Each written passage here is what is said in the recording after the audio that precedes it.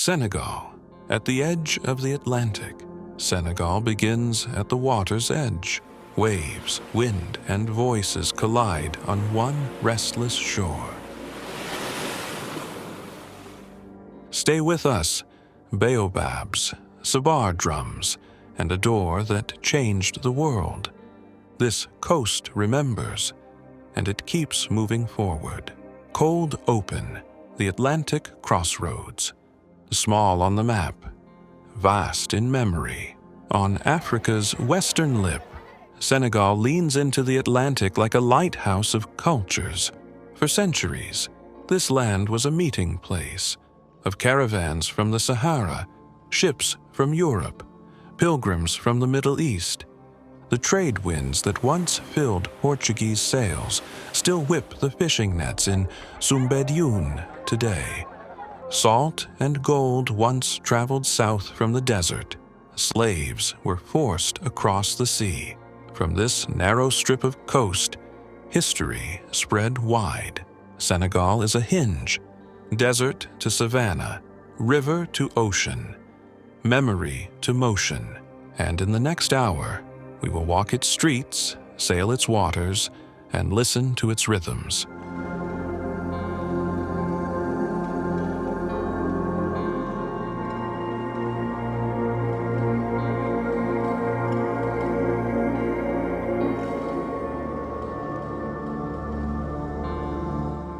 This is Senegal, a land of memory, music, and movement, and a story that refuses to stand still. Beat 1, Gorée, memory on an island. Just 3 kilometers off Dakar lies Gorée Island, small enough to cross in 20 minutes, heavy enough to carry centuries. Its pastel houses line narrow lanes, bougainvillea tumbling from balconies. Children run across cobblestones, their laughter echoing against walls once scarred by sorrow. Life thrives, but memory waits. Here stands the House of Slaves, built in the late 1700s. Stone steps descend into cramped cells where men, women, and children once waited in chains. Merchants recorded names as numbers, lives as ledger entries. At the back of the house, the door of no return frames the Atlantic. A rectangle of light, a tunnel to the unknown. For millions, this was the last view of Africa. Today, visitors step into that doorway.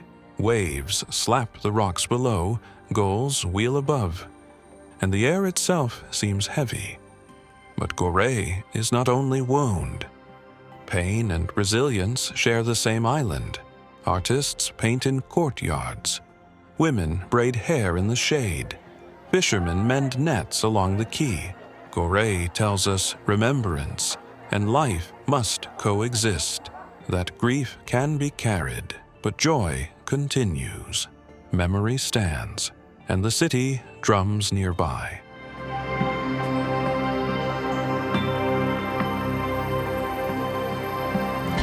Beat 2, Dakar, the city that drums at dawn. Dakar leans into the ocean like a sprinter at the line.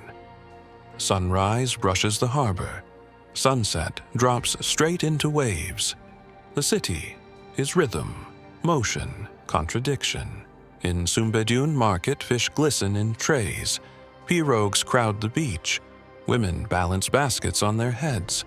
Smoke, salt, and diesel mix with the cries of sellers. Life here is movement, constant and unbroken. By noon, taxis weave through horns and murals. Markets blaze with wax cloth, reds and yellows sharp as fire. Street vendors pour ataya tea in 3 rounds. Bitter, sweet, soft, and always drums. The sabar, tall, taut, once carried messages between villages. Today, it drives mbalax, the dance-driven music global stars like Youssou N'Dour carried worldwide. At night, clubs shake with bass. Voices trade between Wolof, French, and English. Energy seems endless, like the sea at the city's edge. Dakar doesn't rest. It runs forward.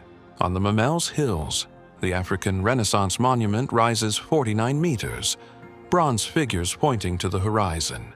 Controversial, colossal, yet unforgettable. A symbol of ambition, pride, and debate. Dakar is not a city that looks back. It is a city that plays forward, and inland, faith gathers in white domes and golden light. Beat 3, Brotherhoods and a City of Faith. Senegal is majority Muslim, but Islam here takes a special form, Sufism, lived through brotherhoods. Faith here is rhythm, color, and work. The Mouride Brotherhood is the most visible, founded by Sheikh Amadou Bamba, who resisted French colonial power with prayer and patience. His image, eyes closed, serene, appears on buses, money, murals. In Touba, the holy city, the great mosque shines white and gold. During the Grand Magal, millions of Mourides pour into its streets. Pilgrims carry rice, sugar offerings. Families open doors to strangers. Faith here is lived in action, in peanut fields, in markets, in schools funded by the Brotherhood. Work itself becomes prayer. Other brotherhoods, the Tijaniya, the Qadiriya, sing their own chants, build their own mosques, honor their saints. Together, they form a spiritual ecosystem, diverse, vibrant, united by devotion. And even coffee carries prayer. Café Touba, spiced with selim, warms hands at dawn and dusk. Religion isn't confined to mosques. It steams from cups, spills into markets. Faith here is not retreat. It is rhythm, community, generosity, and its voice leads us north, toward the river's light. Beat 4, St. Louis, river light and long shadows. North lies St. Louis, founded in 1659 on the Senegal River, the first French settlement in West Africa. Once the colonial capital, now a city of echoes. The Faidherbe Bridge, iron span said to be designed by Eiffel, links island to shore. Balconies sag under bougainvillea, horse carts rattle past pastel facades. It feels like New Orleans, but it is firmly West African. At Guet-Ndar, hundreds of pirogues line the beach, painted in bright stripes, named for hope and faith. At dawn, men push them into surf, voices raised against the tide. Women smoke fish on racks, children chase goats through alleys. The air is salt, fire, and laughter. Daily life layered on colonial stone. Each May, jazz fills the courtyards. Trumpets echo against old walls. Saxophones mix with Wolof songs. St. Louis Jazz Festival makes the city sing in new keys. Upstream lies the Jugebird Sanctuary, a sanctuary of wings. Pelicans rise in clouds, flamingos stitch pink across water. Herons walk in patience. Millions of migratory birds turn wetlands into theater. St. Louis is shadow and sound. Colonial echoes, river rhythms, and skies alive with wings. And nearby, water turns pink. Beat 5, Lake Retba, dunes, and baobabs. Just outside Dakar lies Lake Retba, the Pink Lake. In dry season, sunlight paints the water rose, a mirror of color, dazzling and strange. Men wade waist deep, scooping salt into baskets. Their skin glistens with shea butter against burning brine. On shore, piles of white crystals rise like snow in the heat. Pirogues drift across the pink surface. Tourists dip fingers in the water, marvel at its buoyancy. The color shifts with season fading to gray, glowing again. Not far, the Lompoul Desert rolls in orange dunes. Wind sculpts ribs into the sand. Camels wait by tents.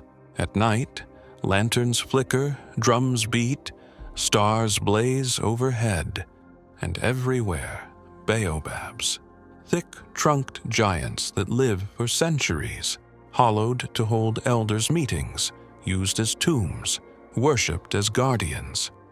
Their silhouettes mark the horizon, symbols of memory, shelter, and strength. And southward, the land dissolves into water again. Beat 6, Sine Saloum, where water braids the land. The Sine Saloum Delta is geography turned into lace. Channels, bowlongs, weave through mangroves, splitting land into islands and paths of water. Here, sea and land are not enemies, they are partners. Fishermen steer dugout pirogues, nets fanning wide. Women gather oysters from mangrove roots, their laughter carrying across water. Villages build with seashells, paths, and courtyards crunching underfoot. The air is alive with sound, egrets calling, goats bleating, drums echoing at dusk. At night, stars scatter across water so perfectly that river and sky merge. It feels like sailing into the universe. Sine Saloum is nature and humanity braided. It whispers of patience, resilience, and belonging, and the whisper carries south. Beat 7, Casamance, palm groves and hidden courtyards. South of the Gambia River lies Casamance, a garden of green. Rice paddies mirror the sky. Palm groves sway in wind. Villages hide in courtyards of thatch and shade. The Diola people cultivate rice with care, paddies carved by hand over centuries. Palm wine sweetens evenings. Drums summon masked dancers in raffia. Festivals blur line between theater and spirit. Ziguinchor bustles with markets, children, and colonial echoes. Nearby, Cap Skirring offers beaches of white sand. Waves soft and steady. Tourists come, but local life remains at its pace.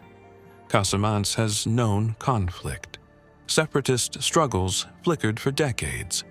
But daily life here speaks louder. Generosity, resilience, laughter.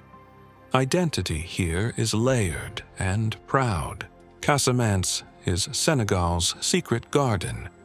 And eastward, the green gives way to gold savanna. Beat 8, savanna and parklands. Eastward spreads the savanna. Grasslands stretch under sky. Forests fringe rivers. Life moves in shadows. Here lies Niokolo Koba National Park, over 9,000 square kilometers. A UNESCO World Heritage Site, sheltering lions, leopards, baboons, crocodiles, antelope, and the rare Darby's eland, a wilderness still alive, still fragile. Rivers braid through forest, hippos wallow in mud, fishers cast lines from dugouts. The park struggles, poaching, encroachment, but endures. It is Senegal's beating wild heart. Closer to Dakar, the Bandia Reserve offers another view. Rhinos under acacia, giraffes nibbling thorn, zebras grazing. A curated wildness, yet still awe-inspiring. For visitors, it is often the closest touch to Africa's great fauna. Savannah humbles with its scale. It reminds us that not all belongs to humans, and yet humans mark it still, through work, through ritual, through play. Beat 9, work, play, and the art of welcome. Senegal's economy rests on peanuts, fish, and textiles. In the groundnut basin, men bend to harvest. Dust rising in dry heat. Along the coast, women smoke fish, exporting not just food but flavor. Markets burst with wax prints, bright patterns that carry meaning. Some prints whisper love, some signal politics, some honor history. Cloth becomes language, worn on bodies, carried into ceremonies. And then there is wrestling, lam, the national sport, the national obsession. A fusion of strength, ritual, and theater. In arenas, crowds roar to sabar drums. Wrestlers coat bodies in sand, wear gree-gree amulets, dance before combat. Victory is strength, but also spirit. Hospitality underpins it all. Meals are shared from one bowl, spoons circling clockwise. Strangers are offered tea, shelter, laughter. In Wolof they say, "A guest is a gift from God." Here, welcome is not gesture, it is system, and it sings in the nation's words. Beat 10, language, letters, and the long conversation. Senegal speaks in layers. Wolof carries the street. Pulaar, Serer, Diola color regions.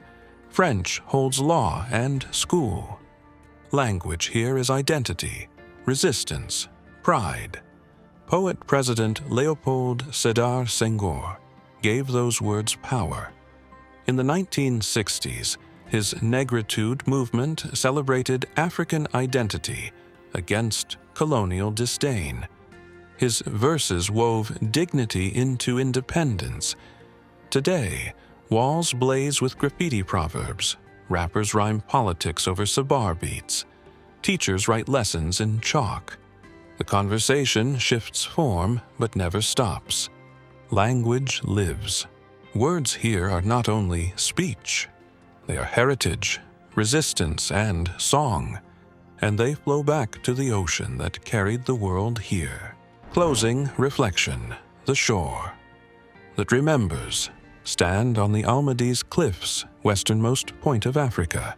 Waves crash against black stone, spray rising into salt wind. Behind you, deserts, deltas, savannas, markets, mosques, music. Before you, the Atlantic, vast and unbroken. The sea that carried traders, enslaved people, migrants, returnees. The sea that links continents and memories still. Senegal is not only geography. It is memory braided into rhythm, faith carved into stone, laughter echoing in courtyards. It is past, present, and future woven together. This land tells us history is not what happened. It is what people choose to carry forward. That pain can coexist with joy. That resilience sings. Senegal is small on a map, but vast in the heart. Soft CTA. Stay with us for the next chapter. Would you first step into Gorée, Saint Louis, or the pink shimmer of Lake Retba? If this journey moved you, like and subscribe. Your voice keeps these stories alive, because the drumline continues, and the waves keep time with the city.